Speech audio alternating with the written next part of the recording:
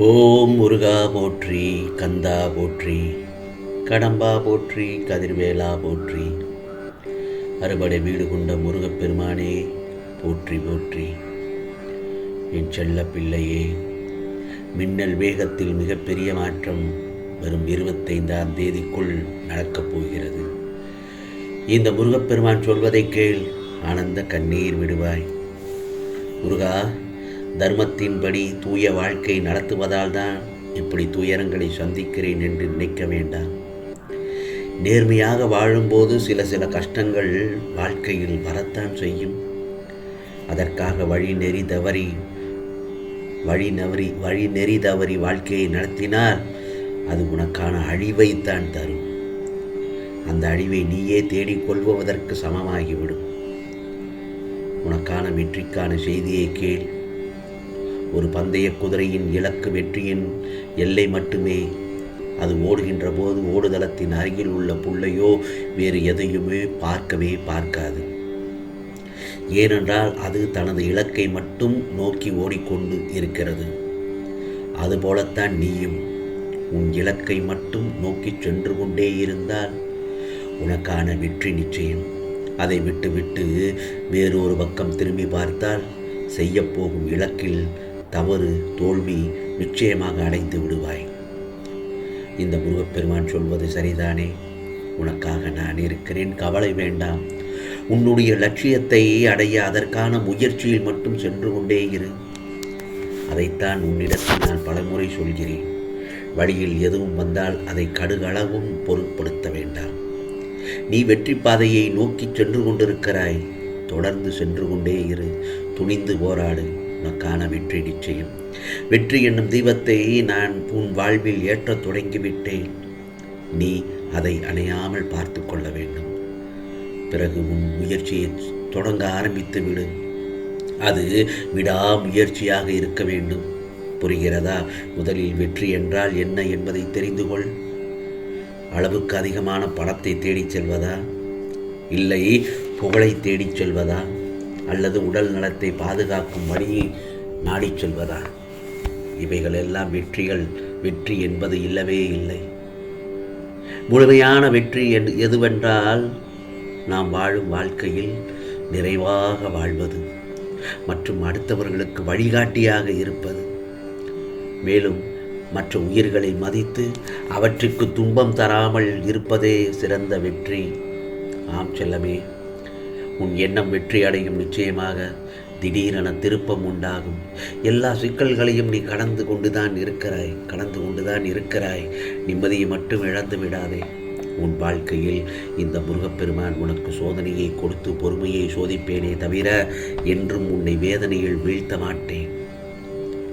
உன் முகத்தில் வெற்றி புன்னகையை, ஆனந்தத்தை மட்டும்தான் நான் பார்க்கப் போகிறேன்.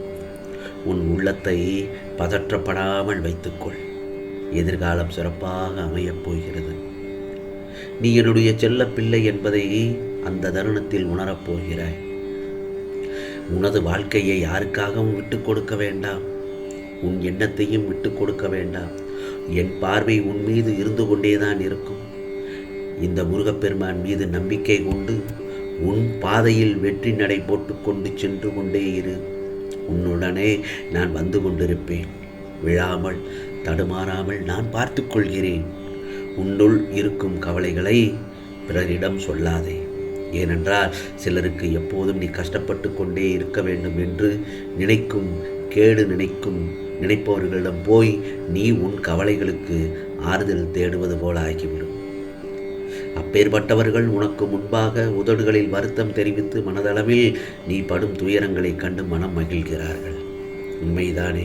உன்னை எப்படி குழம்பச் செய்யலாம், எப்படி எதை அதிகப்படுத்தலாம் என்றுதான் நினைக்கிறார்கள். அவர்கள் முன்னாடி நான் இந்த முருகப்பெருமான் உன்னை வாழ வைத்து காட்டுகிறேன். என் செல்ல பிள்ளையின் மனதில் இத்தனை கேள்வியும் கொதிப்பும், அவைகள் எல்லாம் உன் மனதில் இருக்கும் அனைத்தையும் இந்த முருகப்பெருமான் நான் நன்கு அறிவேன். அது எப்படி நான் பெற்றெடுத்த என் பிள்ளை நீ, உன்னை விட்டு எப்படி போவேன் என்று நீ எப்படி நினைக்கலாம்? உன்னை வலுப்படுத்தவே நான் வந்துள்ளேன். நீ அறிந்தது இந்த ஒரு ஜென்மத்தில்தான். நான் உன்னுடன் இருக்கிறேன் என்று. எல்லா ஜென்மத்திலும் உன்னுடன் தான் நான் இருந்து வருகிறேன். ஆம் செல்லமே, உன்னை புறக்கணித்தவர் உன்னை தேடி நீ காட்டிய அன்பானது தூய்மையானது என்று உணர்ந்து உன்னிடம் வருவார்கள். உன் அன்புக்காக ஏங்கி உன் அருமையை புரிந்து வருவார்கள். உன் ரணப்பட்ட மனதிற்கு மருந்தாக உனக்கு சுகம் பெறச் செய்வேன். இப்போதுள்ள மனநிலை கஷ்டங்களை பார்த்து மறத்து போய் கண்ணீர் வற்றி இருக்கிறாய். இதை அனைத்தும் நான் மாற்றி அமைப்பேன். நீ என்மேல் கொண்ட பக்தியானது உலகை விட பெரிது. உன்னை என் பிள்ளை என்று சொல்லும்போது ஏற்படும் ஆனந்தத்தை வார்த்தைகளால் சொல்லி உணர வைக்க முடியாது. என் பிள்ளைக்கு வாழ்க்கையில் நல்ல விஷயங்களை அடியெடுத்து வைக்கும் காலம் வந்துவிட்டது. அதே போலத்தான் நமது மனம் என்ற கூட்டில் எத்தனையோ எண்ணங்களும் சிந்தனைகளும், அவற்றில் நல்லதும் எதிர்மறையும் எத்தனைகள். உன்னை அறிந்தும் உன்னை அறியாமல் எத்தனை மாற்றங்கள் உன் மனதில்.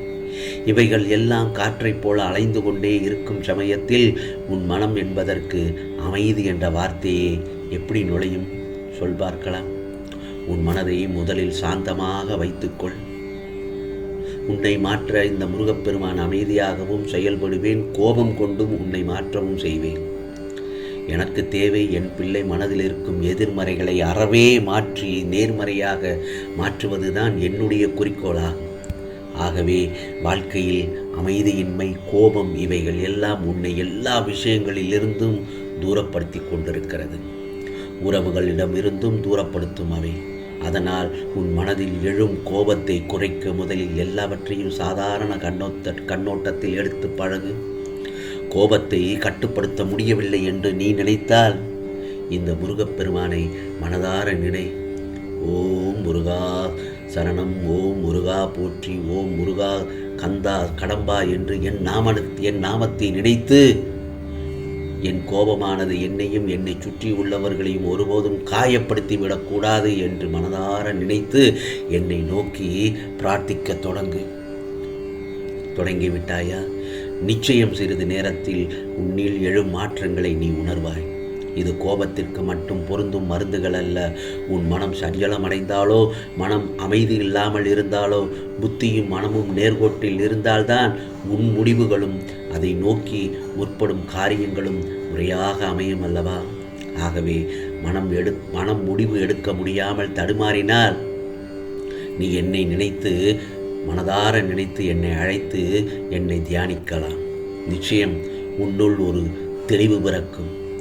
நாம் இப்படி இருக்கிறோமே என்று வருந்துவது உன்னை நீ மாற்றிக்கொண்டு ஒரு நல்ல நிலையில் நல்ல குணங்களுடன் இருக்கப் போகிறாய் என்பதற்கான அறிகுறி. ஆகவே இந்த முருகப்பெருமான் உனக்கானதை எல்லாம் நிச்சயமாக நல்லது நடத்தி காட்டப் போகிறேன். நான் சொல்வதை கேட்டு விட்டாய் அல்லவா? நிச்சயம் நான் சொல்வதை கேட்டு நடந்தால் நிச்சயம் நீ செம்மை அடைவாய், நீ ஜெயமாய் வாழ்வாய். இது உனக்கான முருகப்பெருமானின் அருள் வாக்கு. நல்லது நடக்கும், நல்லது மட்டுமே நடக்கும், அதுவும் நன்மையாகவே இருக்கும். ஓம் முருகா சரணம், ஓம் முருகா சரணம், ஓம் முருகா சரணம்.